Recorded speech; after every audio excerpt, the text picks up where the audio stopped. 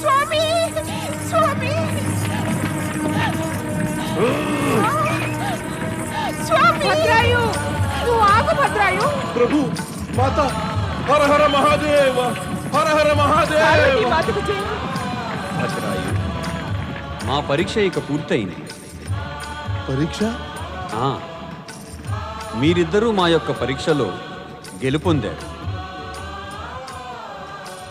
రాణి కీర్తిమాలిని, నీవు బ్రాహ్మణోత్తముని కోరికకు తలబొగ్గక సతీత్వానికి నిజమైన ఉదాహరణగా నిలబడ్డావు. నా అహంకారాన్ని అణగార్చి తమరు మంచి పని చేశారు ప్రభు.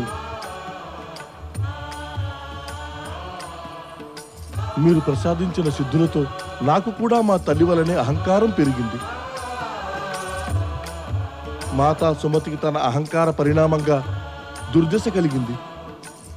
కానీ తమరు నన్ను దుర్దశ నుంచి కాపాడారు. మీ కృపాపాత్రులు చేసి నాకు ఎంతో పెద్ద ఉపకారం చేశారు ప్రభు. పెద్ద ఉపకారమే చేశారు. తమరు నన్ను పరీక్షించారా పార్వతీమాత? అవును, పతిపత్నులు ఇద్దరము పతిపత్నులను పరీక్షించాము. ఇప్పుడు మీరిద్దరూ శివపార్వతుల కృపకు పాత్రులై చిరకాలం వరకు సంసార సౌఖ్యాలను న్యాయపూర్వకంగా అనుభవించండి. మీరిరువురు జీవితాంతం ఆదర్శ దంపతులుగా కర్తవ్యాన్ని నిర్వహించి చివరికి కైలాసధామాన్ని పొందుదురుగాక. మీకు శుభమగుగాక.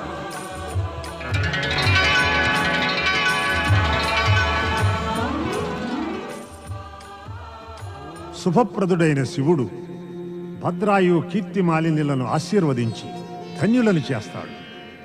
నిస్సందేహంగా కర్తవ్యపరాయణులై సన్మార్గాన చరించే వారికి శివుని కృప తప్పక ప్రాప్తిస్తుంది. దీనికి విరుద్ధంగా నడిచే వారిపై నల్లని దౌర్భాగ్యపు ఛాయలు చుట్టుముట్టి ఉంటాయి. కానీ ప్రకృతి నియమం ఏమిటంటే సత్యం ఇంకా అసత్యం సంతులితమై ఉండడానికి అసత్య రూపులైన అసురులు మళ్లీ మళ్లీ జన్మిస్తూనే ఉండాలి. అలాగే ఒకనాడు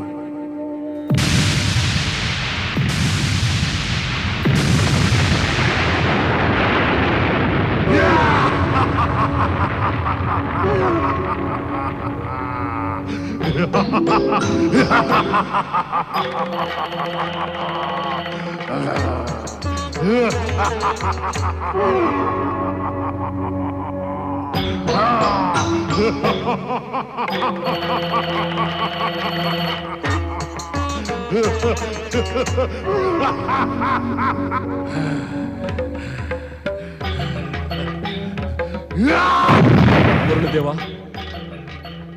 ఎవరి స్థూలకాయుడైన ప్రాణి? ఇతడు భూలోకంలో ప్రళయాన్నే తెచ్చిపెట్టాడు.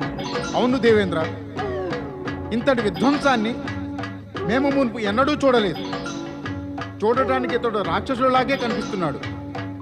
మరైతే చెప్పడం కష్టమే ఇతడు ఎవరోనని. నారాయణ నారాయణ. దేవేంద్ర, ఈ స్థూలకాయుడైన రాక్షసుని శక్తిని చూస్తున్నారా మీరు?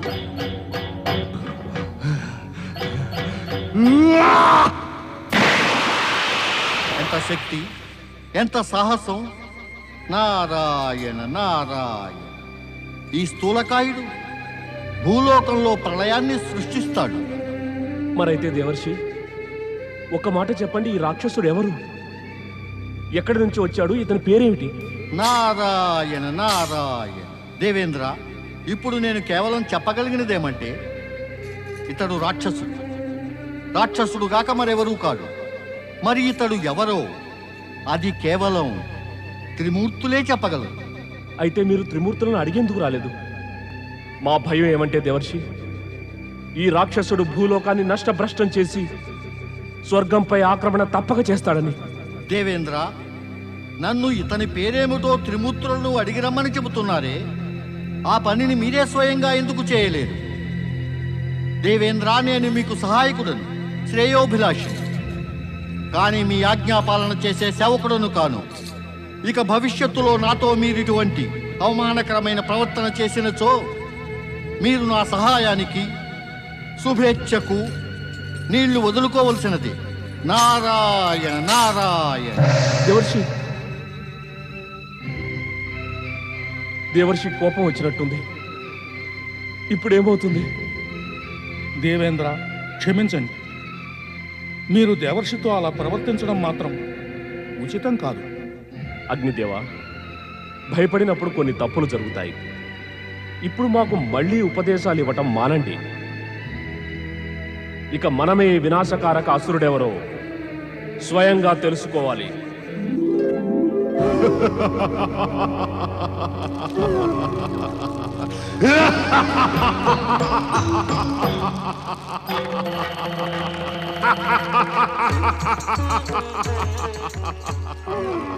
అది తప్పకుండా ఎవరో శక్తిశాలి అయిన అసురుడే పాతాళ లోకం నుంచి వచ్చి ఉండాలి.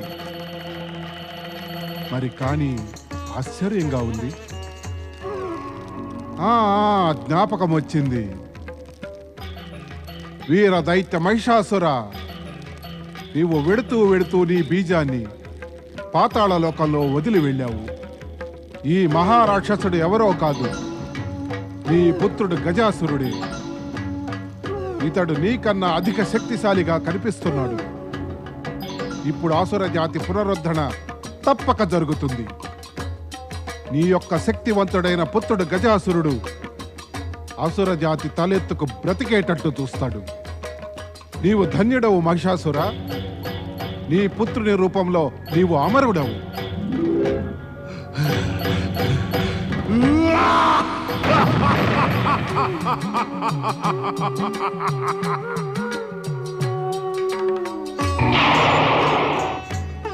నీవు ధన్యుడవు వీర గజాసురా, నీవు ధన్యుడవు. గజాసురుడా? నేను గజాసురుడనా? అవును గజాసురా, మహాప్రతాపశాలి మహిషాసురుని పుత్రుడు గజాసురుడవు. నీవు జన్మించటానికి ముందే నీ శక్తిశాలి తండ్రి మహిషాసురుడు దేవతల యొక్క ఇంకా బ్రహ్మ విష్ణువుల యొక్క కుతంత్రాల పాలయ్యాడు. వారు తమ తేజస్సుతో ఒక దేవిని సృజించి నీ యొక్క తండ్రి వధను చేయించారు. ఏమిటి? దేవతలు బ్రహ్మ విష్ణువులు కలిసి నా తండ్రి వధను చేయించారా? ఈ మాట నాకు తెలియనే తెలియదే. గజాసురా, అప్పుడు నీవు నీ తల్లి గర్భంలో ఉన్నావు. మరి ఇప్పుడు నీవు నీ తండ్రి వధకు ప్రతీకారం తీసుకోవాలి. పృథ్వీ పాతాళ స్వర్గలోకాలపై అసుర సామ్రాజ్యాన్ని పునఃస్థాపన చేయాలి. నీ తండ్రి వధకు ప్రతీకారం నువ్వు ఈ విధంగానే తీర్చుకోగలవు. ప్రతీకారం ప్రతీకారం నేను తప్పక తీర్చుకుంటాను. మరి కానీ ముందు చెప్పండి, నాకు ఇవన్నీ చెప్పే మీరు ఎవరు? మేము దైత్య గురువు శుక్రాచార్యులము. ఈ జగత్తులో దైత్యులకు ఏకైక శ్రేయోభిలాషిని శుక్రాచార్యుడను. శుక్రాచార్యుల? దైత్య గురువు శుక్రాచార్యుల? అవును వత్స, నీ ప్రతీకారం సఫలమయ్యేటందుకు మేము నీకు మార్గదర్శనం చేస్తాము. మిమ్మల్ని చూడగానే నేను అనుకున్నాను మీరు మా అసురులకు శ్రేయోభిలాషులని. నిన్ను చూడగానే మా హృదయం ఆనందంతో పొంగిపోయింది. అసురులను పునరుద్ధరణ చేయాలని మా వాంఛ. నీవు ఈ కార్యాన్ని తప్పక సఫలం చేయగలవు. ఎలాగా? మాకు చెప్పండి దైత్య గురు, ఎలాగా చెప్పండి.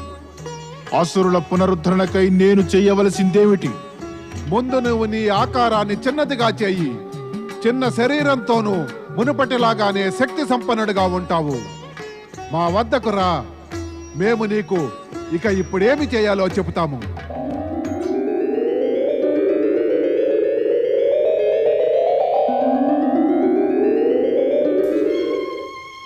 చెప్పండి దైత్య గురు, ఇప్పుడు నేనేమి చెయ్యాలి? గజాసుర, లౌకికులు కుట్రలు పన్నేవారు అయిన దేవతల నుండి రక్షణ కోసం అన్నిటికన్నా ముందు నీవు తపస్సు చేయాలి. తపస్సా అంటే ఏమిటి? తపస్సులో శరీరాన్ని తపింపచేయాలి, ఆత్మబలాన్ని పెంపొందించుకోవాలి. తపస్సుతో శక్తి ప్రాప్తిస్తుంది. దాని ప్రభావంతో ఒక దేవతను ప్రసన్నం చేసుకుని వరాన్ని ప్రసాదించేటట్లుగా చేయాలి. దైత్య గురు, ఇప్పుడిప్పుడే తమరు నా తండ్రి వద్దకు కుట్ర పన్నిన వారిలో బ్రహ్మను కూడా పేర్కొన్నారు. అయితే తపస్సు చేసినచో అతడు నాకు సహాయం చేస్తాడా? తప్పకుండా చేస్తాడు. ముందు నీవు తపస్సు చేసి బ్రహ్మను వరం ప్రసాదించేటట్లు వివసుణ్ణి చెయ్యి. బ్రహ్మ మన శత్రుదేవతలకు ఎప్పుడూ శుభం కోరేవాడు, అది నిజం. కానీ తపస్సు సాధనలకు ప్రతిఫలం ఇవ్వటం ఆరాధ్యుల కర్తవ్యం అవుతుంది. అదే కారణంగా సదా అసురులకు వరాలనిచ్చి శక్తివంతులను చేశాడు. వరప్రాప్తి పొందిన పిమ్మట సదా అసురులు స్వర్గంపై తమ సామ్రాజ్యపు పతాకాన్ని ఎగరేశారు.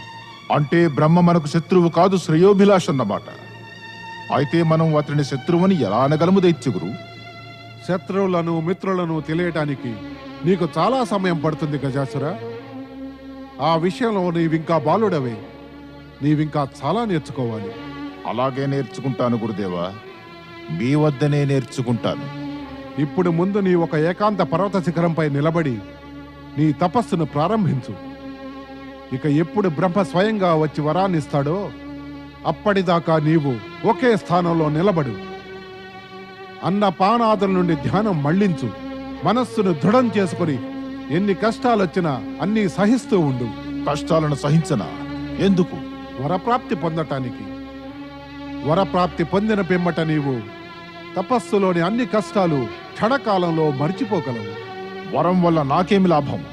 ఏం కోరితే అదే దొరుకుతుంది. బ్రహ్మదేవుణ్ణి వరమడుగు. నీకు సదా అమరత్వం కావాలని. సదా అమరత్వం కావాలడా? అంటే ఎవరూ నన్ను చంపలేరన్నమాట. నిన్నెవరూ చంపలేరు.